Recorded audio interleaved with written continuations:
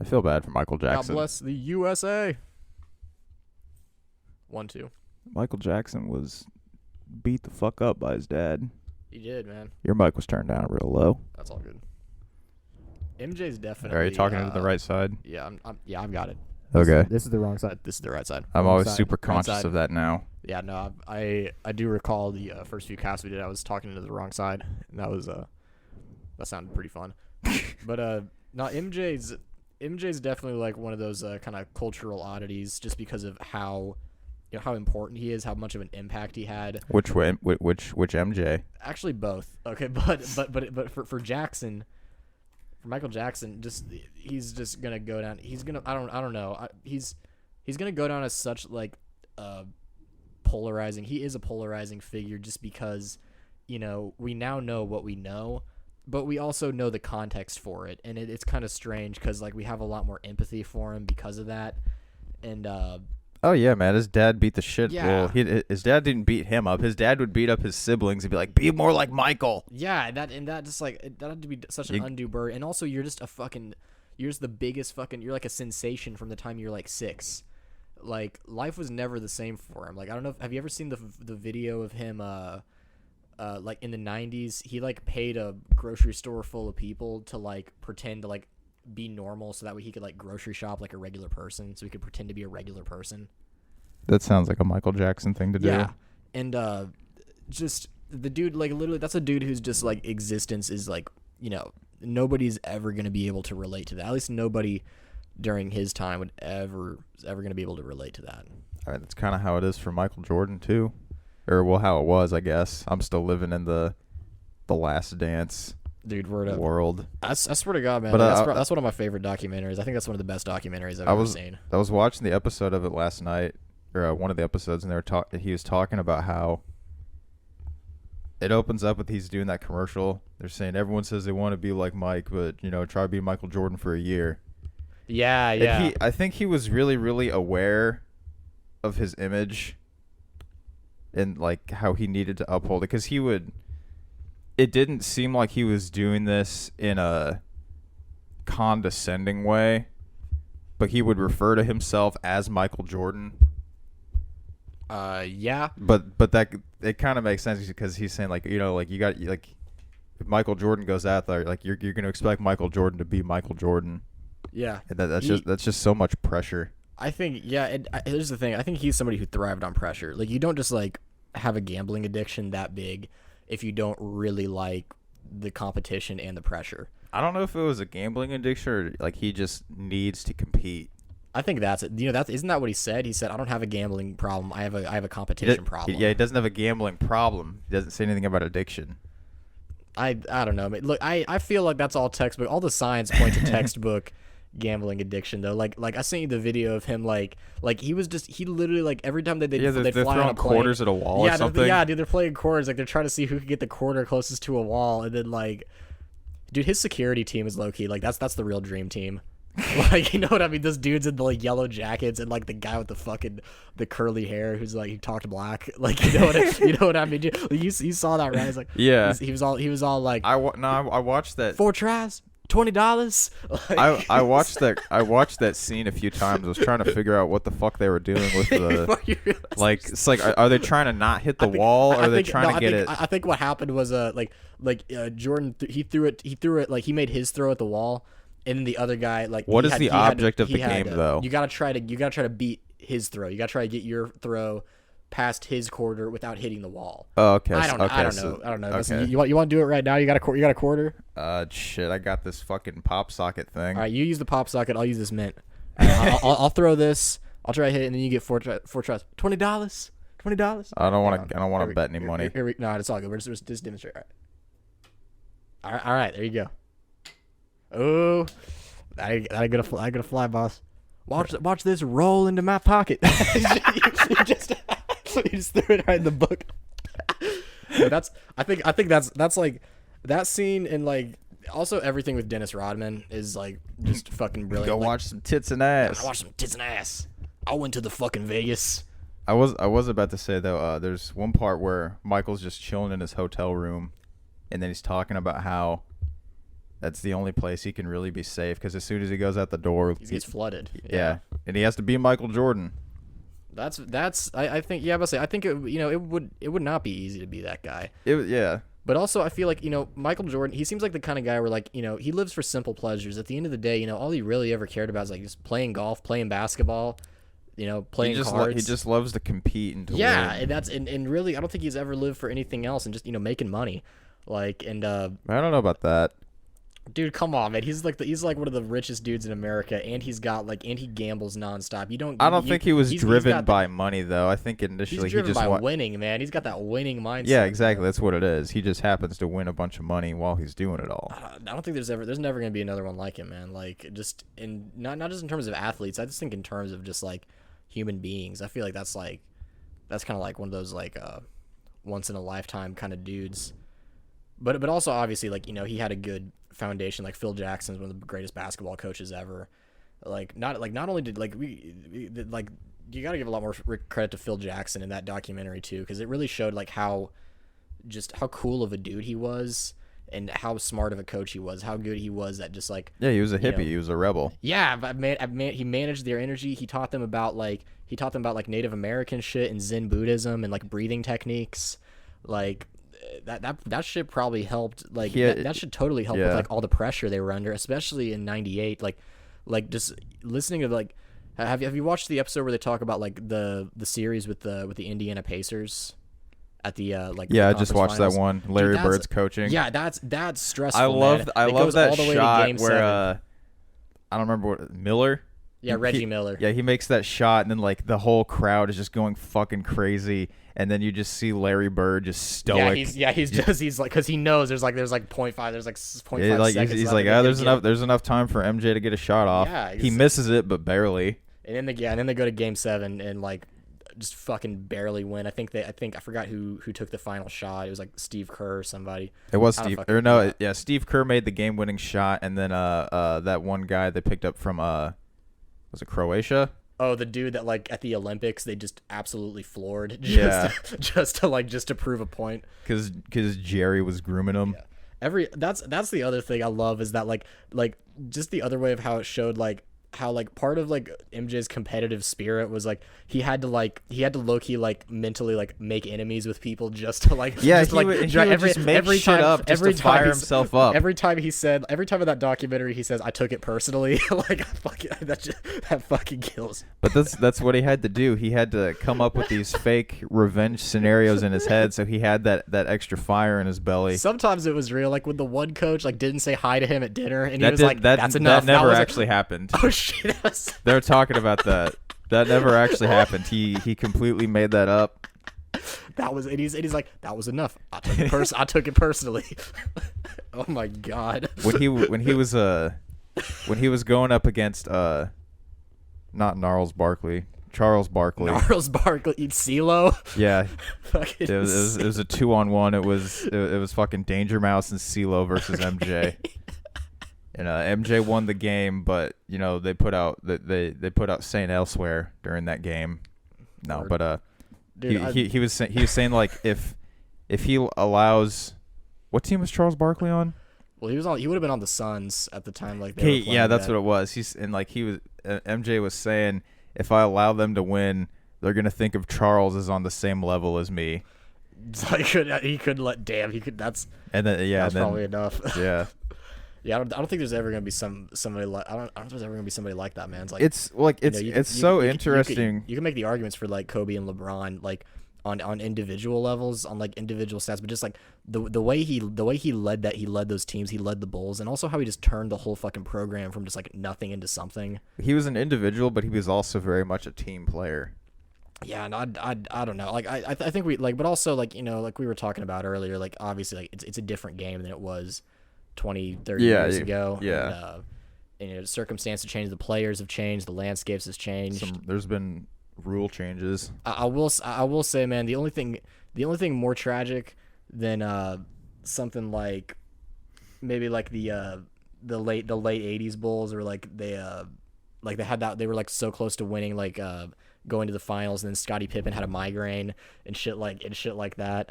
The only thing I feel like that compares nowadays with LeBron's career is just his hairline, bro.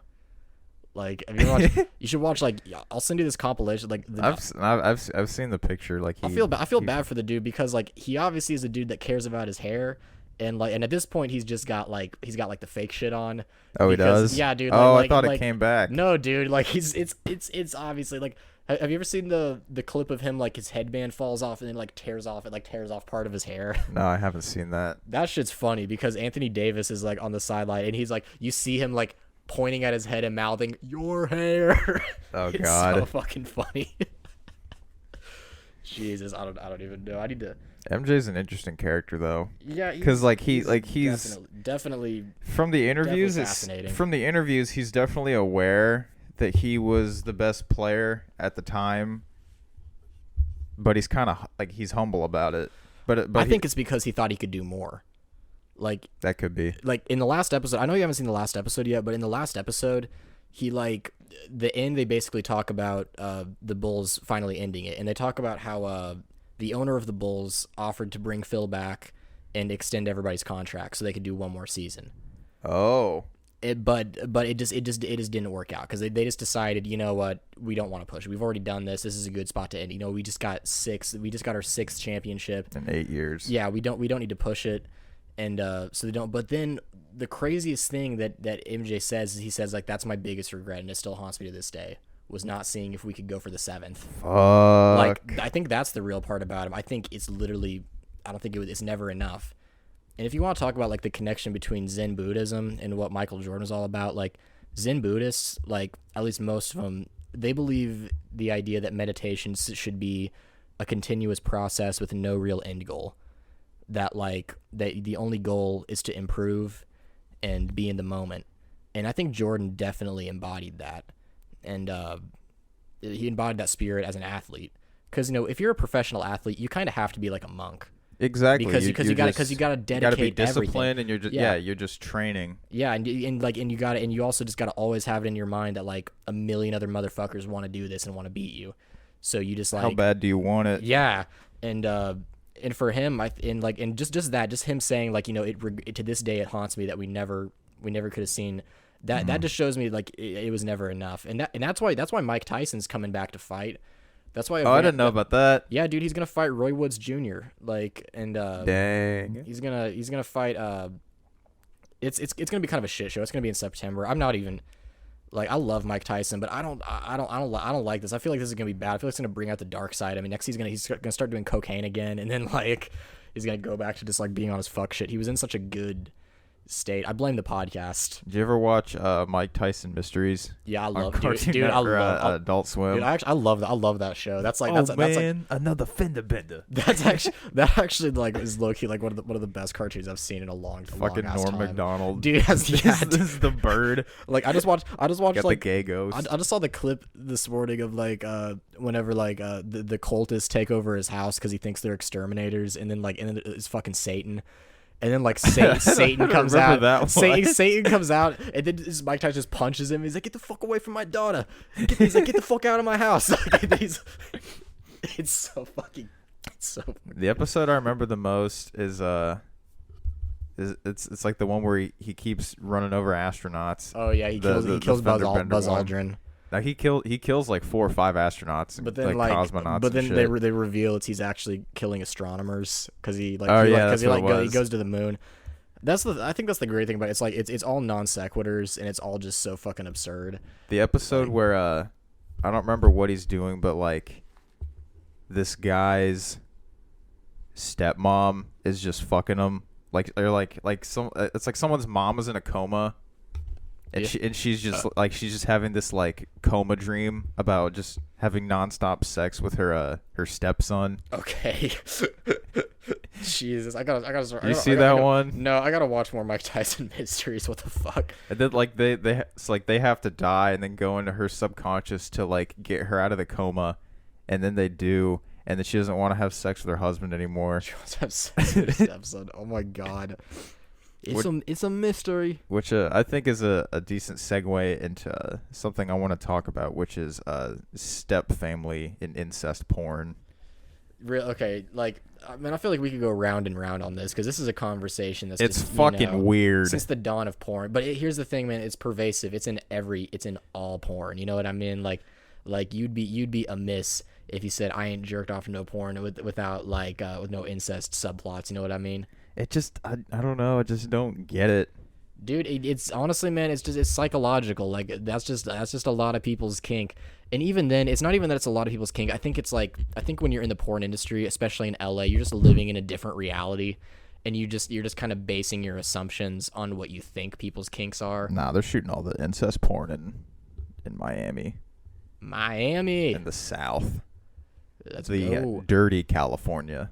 I don't know, like the way I see it, as long as they're not actually filming like incestuous relationships. Like usually when I see some incest porn, it's gonna be like, the dude's Hispanic and the chick's white or some shit like that. You know what I mean? It's like there's obviously a pigment difference, So like I don't know. I really feel like it's just and also they've run out of subplots or points. Like they're just running out of ways to be naughty. Well, I also think it's because like writing in porn is just bad because it's written by just like scumbags and people that just have sex on camera for money. Like that's not like the writing isn't important. It's all visual. That's my issue. It's like in my true, I watch a lot of movies, and in my true opinion, I think that porn is like that's like the highest level of like cinematic art form you can get. Porn? Yeah, dude. It's on paper. I feel like that's the highest value of cinema you can get because you're literally filming like those the carnal creation of love, bro. You're filming that, and that's like the most powerful act you can do as a person, and but the problem. But how much writing do you think really goes into it? Like, do you think? That's do you think they have a script like, okay, so here you're gonna gently caress their cheek? It depends on the porn you're watching, but the problem is like the industry squanders it because it's run by fucking numbnutses. It's run by total fucking idiots. It's run by porn directors. Yeah, it's just people that are just trying to film barely legal women just getting down and dirty and whatnot. And I don't know, but like it's just we need like a more. There needs to be like an artistic renaissance in porn, I think. But the problem is like just like how people don't want to see like art films in the major theaters. People don't want to see artistic porn. You know what I mean? People want to see porn that satisfies for men because like men are the primary demographic of porn. People want to see porn that satisfies like just those carnal pleasures, which for whatever reason, stepson, brother son, incestuous things seem to be the go-to kink for most guys. So that's just where we're at, bro. God help us all. You know what I mean? If you really want to, like, it's a postmodern society with postmodern porn for postmodern human beings. What are you gonna do, man? Modern. This shit is wild. But, everyone's too caught up in being just living in reality. I don't know. Like you ever gotten to the point where you're just like really questioning fucking everything around you? Yeah, sure. Like all this shit is just absurd. Yeah, it is. This fucking computer, I have no idea how to build it, but I know how to use it, and it's just godlike technology. Yeah, I was about to say you have all the information in the world from like all time. Literally. And there's or I could just go live in the woods. Info. You could. There's like a community. I was watching a. There's tons of communities that just live in the woods. Well, also but even then, like there's some that don't even have no internet. Like I was watching a Werner Herzog documentary on like the history of the internet, and he went to this place where this like community in like north, like kind of like on the Canadian border, where they have all these satellites that monitor like space activity. And it monitors like radio waves and microwaves and shit, so it can't have cell phone interference. So it's basically like a 20-mile square radius of land where they can't have any cell phones in there. But people live there, but they're people that just are actively seeking to avoid like computers and cell phones. Hmm. It's basically like you ever watch Better Call Saul? Yeah. Okay, like how Saul's You know who the fuck you're talking to? okay, but Saul's brother in that show, he's got the thing. Yeah, Where- but where, like- that's just all in his head. Yeah, well, that's the thing. Like, real people like have that shit in their head. Like, there's real crazy people out there that think that cell phone microwaves are frying their brains, and so a lot of those crazy white people like live out there. Also, like The tinfoil blankets. I'll send you that. I'll send you like whatever it is. I'll send you the link to that movie because it's actually pretty good. It's called Lo and Behold, and it's about the history of the internet. Yeah, that does sound really interesting. What's it on? I think it's on Amazon. It was on Netflix for all, but Werner Herzog directed it. Great, phenomenal.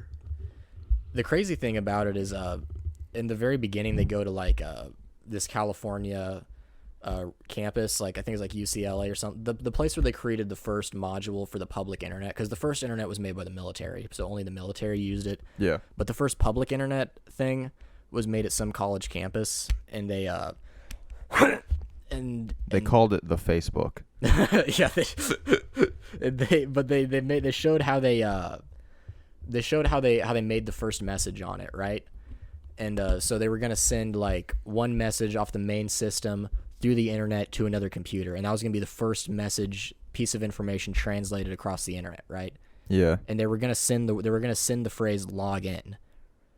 So they sent L and then O, and then the computer crashed. So the very first message ever sent on the internet was lo, as in lo and behold, and lo, the angel of the Lord. Oh.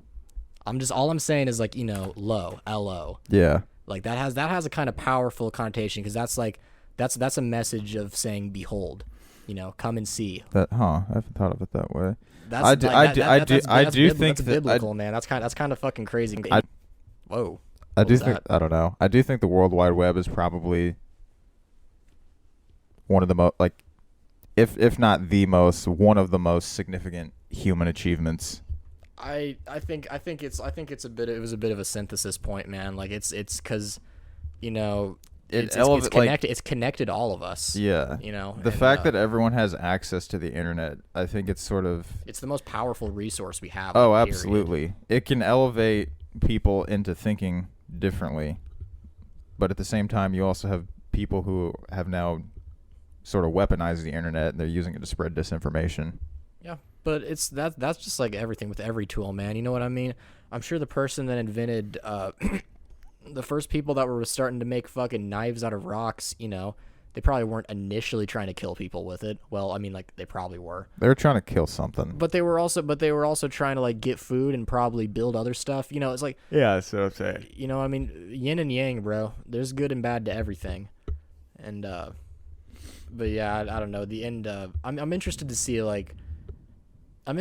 how we use that shit to because I genuinely believe like the internet's the first step to artificial intelligence. Oh yeah, definitely. Because every day new information gets loaded onto there, and like it just it's bad. It's well, that's how boundless. That's how artificial intelligence is gonna get its information. I mean, I don't know anything about this. Like I don't know anything about this whole world at all, but I'd imagine to, like, if you were to build like an AI robot, I suppose it'd probably be easier to just give it access to the internet than like have to program it to be able to speak English, do math, read. I don't know. Just be easier I think we're. I don't know, man. I think we're getting there. We've already made those shits so fucking intelligent. You've seen the AI robot in Saudi Arabia? Oh, fuck me. What? This is like a few years ago. What? It's where's my telephone? And it's in Saudi Arabia, so some like rich prince like paid like $10 trillion to like make this shit. Yeah, but okay, the scary thing is like it's like autonomous, and it's like moving around and answering questions in real time. What? Yeah. This shit better look corny as fuck, otherwise I'm gonna be fucking freaking my shit out. It does. It's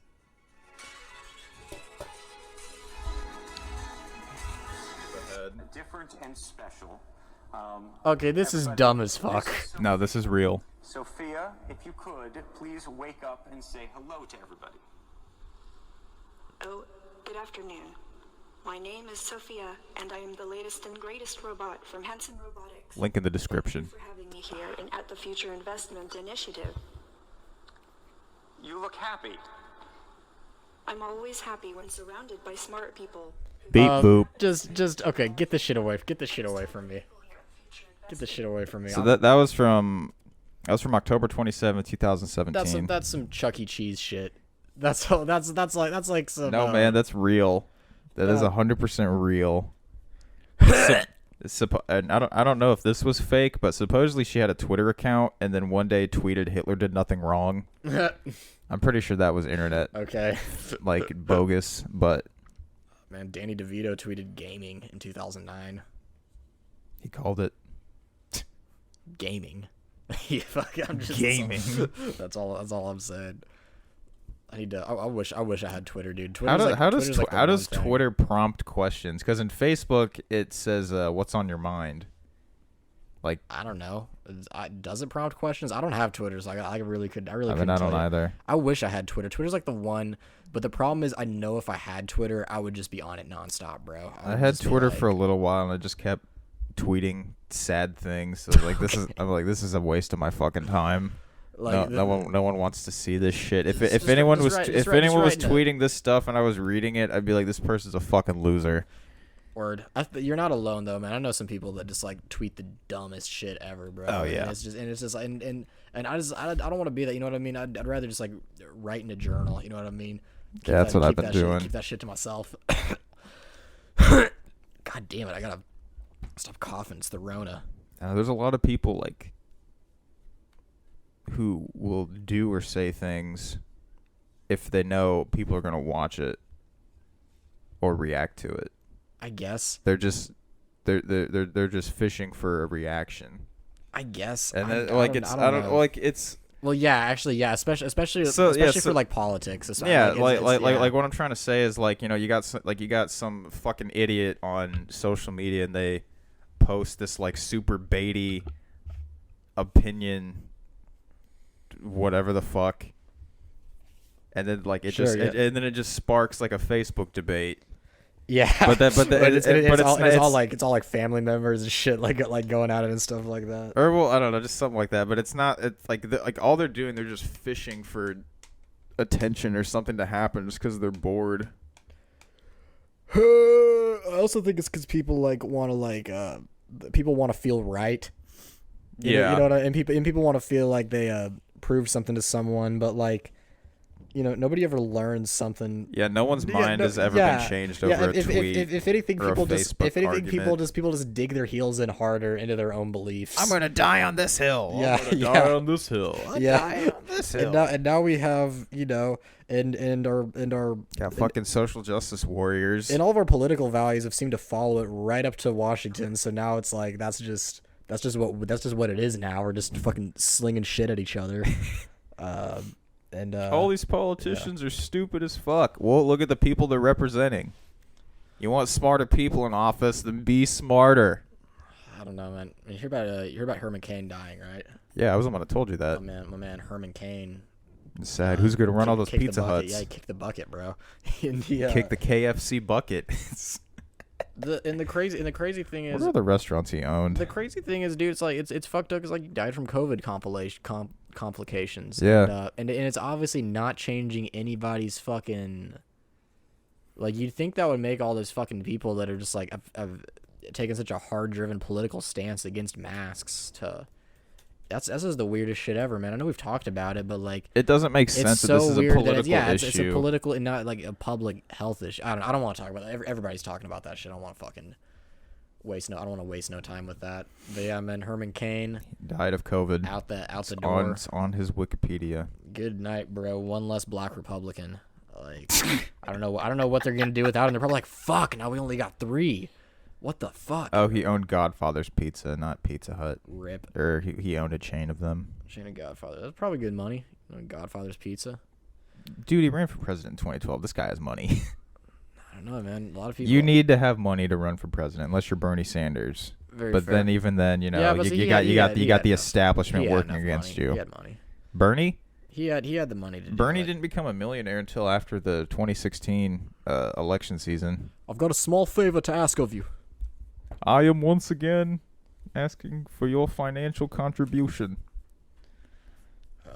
I'm proud to. R.I.P., bro. I'm proud to have donated to him multiple times. That's good. You donated to Wikipedia too. I did donate to Wikipedia the other day. I respect that. I forgot about that. Thank you for mentioning that on here and making me look like such a humanitarian. I'd never do that shit. I'm like, fuck them. I don't care that they give me all my information. Like, fuck them. I mean, I really I've seen, because like they always have that thing on Wikipedia where it's like, oh, like we have so many monthly users. If everyone gave like 27 cents, then we could operate for the next like 10 years or whatever.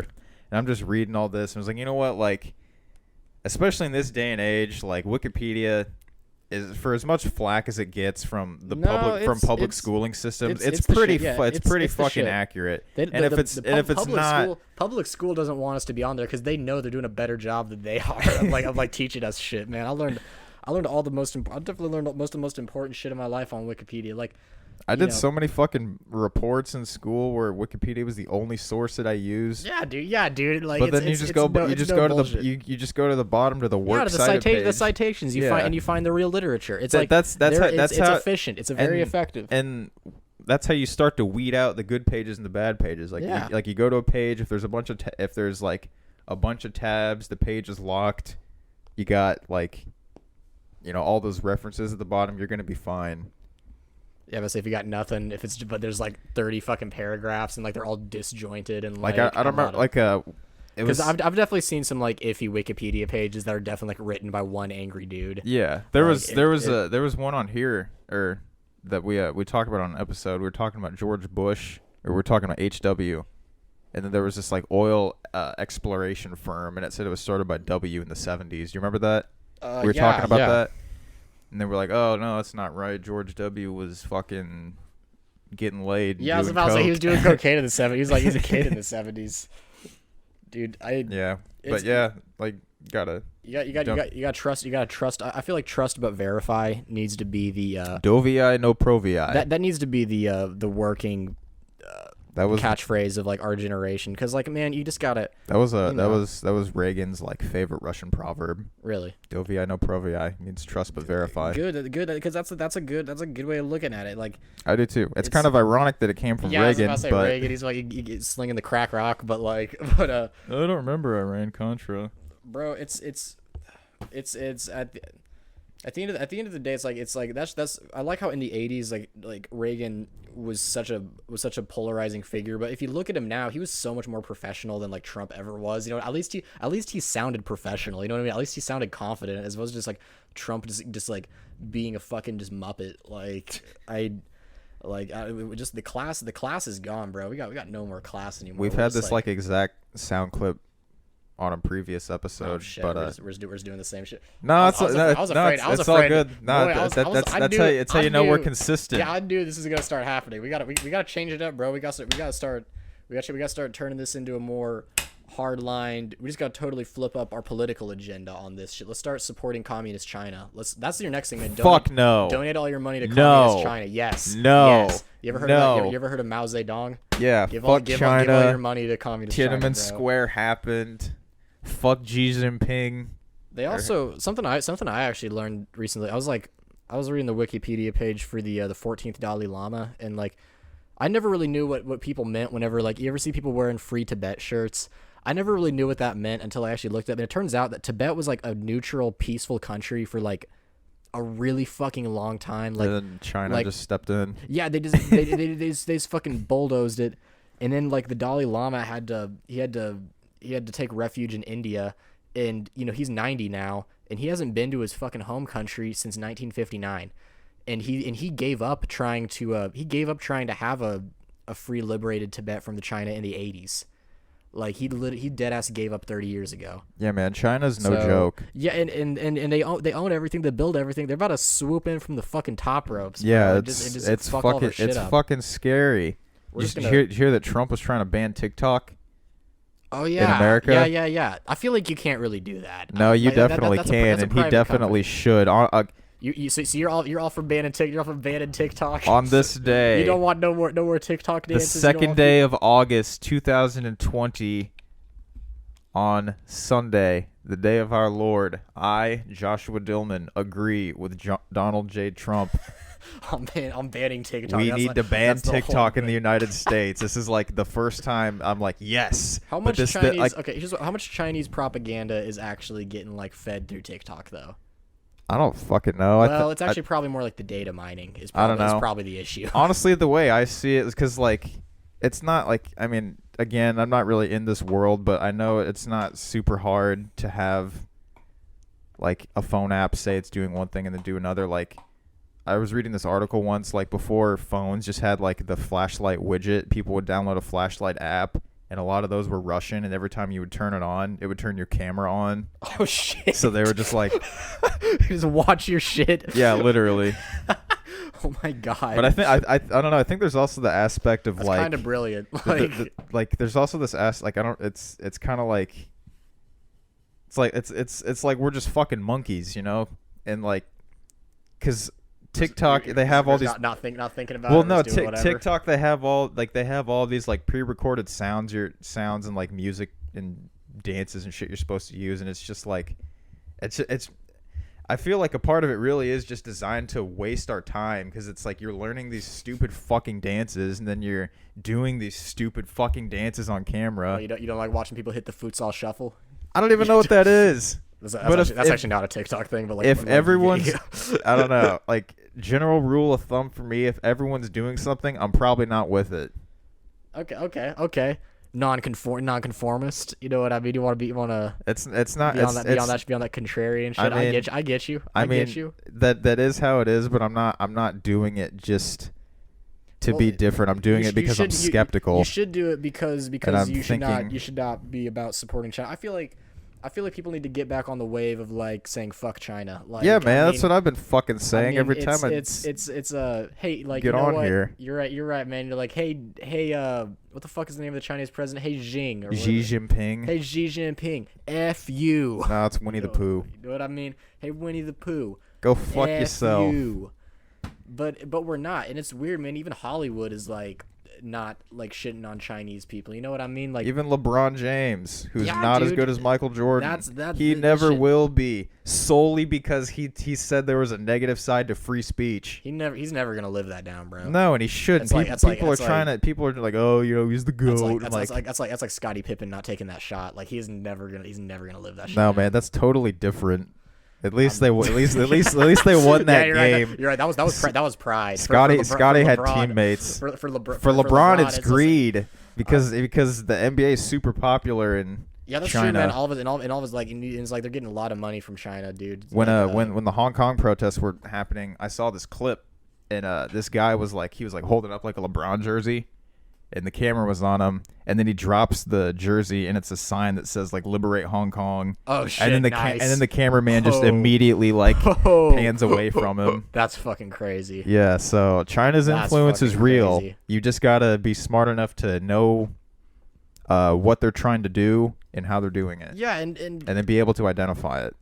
I'm just glad we could talk about it, man. It's like, you know, if I feel bad, those cats in China, they can't do shit about it, man, because they're just living under a regime of fear, Yeah, you know, and yeah, it's fucked up. they'll kill you and then they'll fucking airbrush you from history. Yeah, dude, it's fucking bizarre. The only place that has it worse is North Korea, dog. And they love basketball too. They even let Dennis Rodman come over there and kick it. They got the frozen Oon corpses.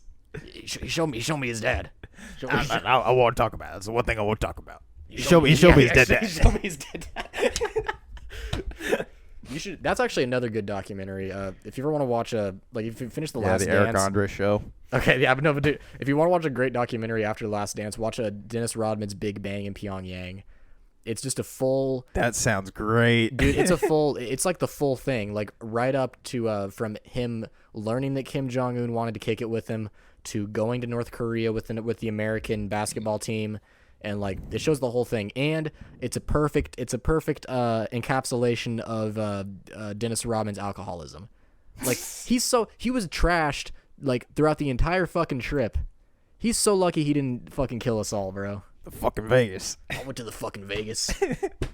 Jesus Christ. So like I don't even D-Rod. I don't even know, man. Yeah, dude. It's kind of funny because for a very long time I thought that both Dennis Rodman and Patrick Ewing were just white Hollywood actors who acted in movies that I had never seen before. They might as well. They turn themselves into that. They might as well, bro. Well, I had only heard their names, and when you hear the name Dennis Rodman, that is a bit of a white name. Dennis Patrick Ewing. That sounds Irish. It sounds like it's Irish as fuck. Patrick Ewing. It's kind of funny. Dennis Rodman was like low key raised by a white family, by like you were telling me about that. By one of his coaches. I don't know. That's his, I feel like Dennis Rodman truly is a citizen of the world. You know what I mean? Oh, they all are. He's like they all are. If you played on the Bulls in that era, you like that's like definitely. And also you're like right in the middle of the country, like in Chicago in the middle. That is true. You're taking in like Midwest pride. You're taking in a little bit of everything, but I don't fucking know. This makes me want to play basketball right now, man. I've been wanting to play. Nice out. I've been wanting to play a NBA Street Volume 2. That sounds hype, man. You're not about playing 2K online. You want to go back to like the PS2 fucking old school shit. Dog, the newest console I have is an Xbox 360. Word. Oh my god. You gotta step that shit up, or you gotta get. Well, I got this computer. I don't know. You ought to get like a VR headset and like fuck this. Fuck no, this room VR up, hurts like, my head so much. You gotta get the VR porn. You know what I'm saying? Get that. You ever actually watch VR porn? Yeah. It's kind of strange. Unless you're watching a good video, it really doesn't like. I don't know. All VR just gives me a headache. There was this one guy. I was delivering a pizza to him a couple weeks ago, and I forgot one of his drinks, but he lived like right next to the store, so I just brought it to him like afterwards, and then he'd already tipped me like $5, and then he gave me another $5 and change, and then a PS4 VR game. Okay. He tipped me all these things. He gave you a PS4 VR. Yeah, he was giving it to me. He's like, you play games? I'm like, sometimes. He's like, all right, take this. I'm like, I'm like, oh, like you already tipped me, man. Like I don't even have a PS4. He's like, oh, there's got to be some trade in value. But like I later learned that game was just notoriously not fun. Amazing. VR gives me a headache though, man. And I will say, like, I don't know. I'm trying. Like, I try to not be condescending on here, and I know you don't fuck with no VR though. Well, no, and I know by me like giving that introduction to this sentence, I guess. Like I don't play a lot of video games, and I try to not to, because like it really is a big waste of time. Yeah, bro, it fucking is on the real. Unless you get good enough to make money at it. Yeah. But even then, it's like, you know, it's leisure. I'm not gonna say I haven't gotten anything from video games, because I definitely have like the music and video games. Aesthetic influence. Oh yeah, absolutely. Like artistic influence. We played Persona music. Yeah, but okay, yeah. We had that arrangement of Beneath the Mask. Yeah. So you're but in terms of actually playing it, it doesn't give you much. You don't get much out of it. Yeah, exactly. Like you can take things away from it for sure, but like in the moment, you know, if the TV was turned off, you're just sitting there. Yeah, dude. There's a guy that did a video of he basically lived in VR for like 30 days. Fuck that. Yeah, it did not look fun. Like how red were his eyes afterwards? I don't know. It was kind of a long cycle, but basically it was like he had like 2 headsets, and he did everything. He did all of his work, and he slept with it on. Like he did like the whole fucking thing. Like, fuck that. Yeah, it did not. Fuck that. It did not look. It did not look fun. No, probably not. But also, I feel like if you're just a fucking if you're like a computer programmer though, and you're already you're already trying to live that cyberpunk life, I feel like that'd be the move. You know what I mean? And there's probably some kind of app that like lets you see the real world through the goggles. You know what I mean? It just turns it into like you know what I mean? It turns it into like some. I don't know. I try to take in as much of the real world as I can. That's the way to do it, Black man. Mirror scares me, man, and I always talk about the episode with the bikes. Have you seen that one yet? Yeah, dude, that shit did kind of fuck me up. Fuck that. Yeah, Fuck all of I that. don't want that. I don't want to be. That's what fucking China and Russia and Amazon want. Yeah, dude, I'm not trying to be no rat in a cage. Live in our little fucking shopping prison cells. We're like where we just watch ads and buy shit all day. Yeah, we're gonna get like that, and like all of our we fall in love with these with e-girls, you know what I mean? Like, bro, fuck that shit. I like this new genre of meme that's come up where it's like we're really gonna let girls like this ruin our lives. Yeah, dude, I love that. I love it. It's like the chicks with the septum piercing and the bags. It's like, damn, we really let girls like this. I saw one. It was just like a picture of some like trashy 2007 looking bitch. It had that caption on there. Really let girls like this ruin our lives, bro.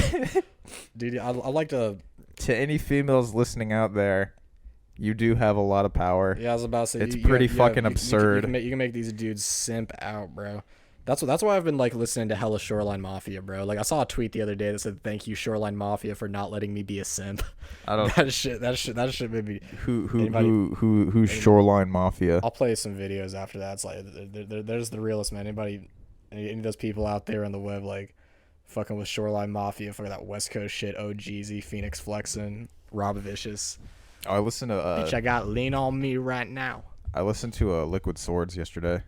Dude, Shadowboxing is one of my favorite songs ever, bro. I like Living in the World Today. That one's good too. Dude, that one was a lot of fun to play drums along too. That whole album is like low-key. That's like the shit. And the funny thing is like it's not even like an official like it's like Jizza's album. I know. Like, it's not even like a real Wu-Tang, but like no, it's a Wu-Tang album. Most people will definitely like agree that one's like probably one of their best ones next to 36 Chambers. I've been reading more of the Tao of Wu, and he's talking about how he had like a studio like just in this the basement of this house he was renting, and like they recorded like they did like all of like the recording, mixing and mastering in that basement, and like including Liquid Swords. Damn, that's tight. But then it flooded. Oh shit. And like just all of his equipment was just gone. Like he had